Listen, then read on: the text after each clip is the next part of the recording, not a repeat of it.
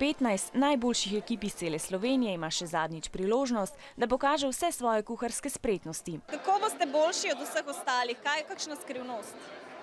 Ja, ohranjamo stare jedi s tem, da dodamo nekaj našega.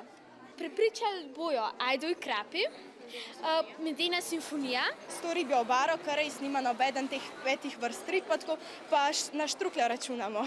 Jedilniki so pestri, 60 kuharjev pripravlja ribjo in močnato jed, obe morate biti iz njihovega lokalnega okolja in pa kanapeje. Vse skupaj vam mora tudi zelo dobro izgledati, kot recimo tole. Zelo so napredovali, tudi kar sem porajal, pri okusih so veliko boljši, veliko bolj usklajeni, tako da mislim, da se za prihodnost naše kuhnje ni treba bati.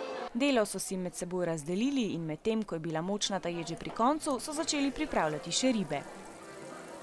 Naučila sem se biti bolj strpna, verjeti same vase. Da si moraš pomagati med sabo, tudi če kjer kaj ne gre. Tudi če nam kdo kaj pove, da ni dobro, da lahko to popravimo. Po uri in pol so bile jedi pripravljene in čas je za ocenjevanje. Zmagovalci bodo le 3 in žirija ima težko delo.